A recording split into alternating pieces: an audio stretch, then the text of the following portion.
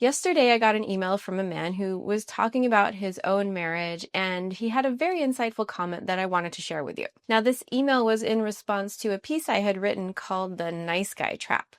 What is the nice guy trap? The nice guy trap is when you fall into bending over backwards to please your wife and create this covert contract where you're always thinking, if I do X, then she'll give me Y. Now, I'm not saying that you're consciously creating a contract like that. Most of the time, it's subconscious, but it does happen, and I've had so many men recognize themselves in the description when I talk about it. Now, listen, I'm a recovering people pleaser. We all do this to some degree. It's not meant to be something to beat yourself up over. It's just something to become aware of. So if you're bending over backwards to please your wife, one of the reasons that that doesn't work is that it can end up creating resentment and bitterness, which further pushes her away.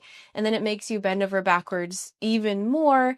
And then she loses even more respect for you because she feels like she can't trust you. She doesn't know who you really are or what you really want. But the thing that the man wrote to me that was so insightful that I wanted to share with you was something else entirely.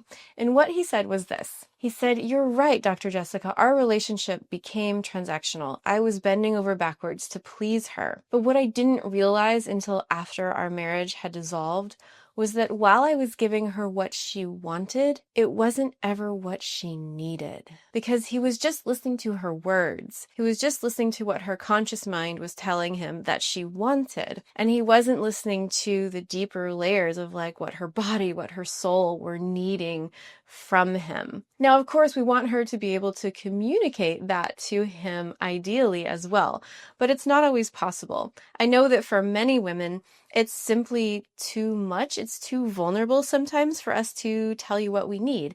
And just like you as men, we're afraid of being needy, or we don't want to be vulnerable, or we just think it's kind of like not done. There's this thread that runs through modern relationships of this subconscious belief where people believe that their partner should be able to read their mind.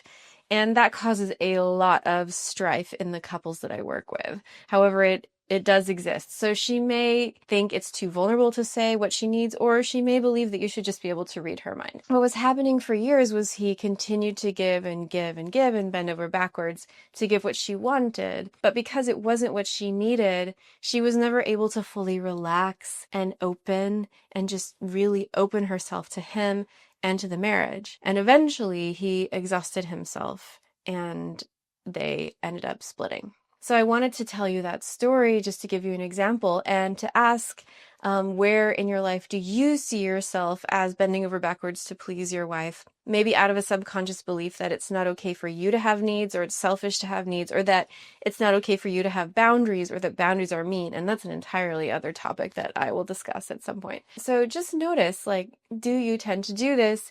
And you'll know where you're doing it because there will be resentment associated with what you're giving, and it won't feel like you're being met in return. Ideally, a relationship should not be 50-50 because then that makes it a win-lose battle and a very transactional thing. Ideally, you want to think of a marriage being 80-80, where you're both giving out of generosity of spirit. You're both giving more, and the math doesn't even add up because a relationship is a beautiful, magical thing that can't be defined by math. I'm telling you this as a scientist. All right.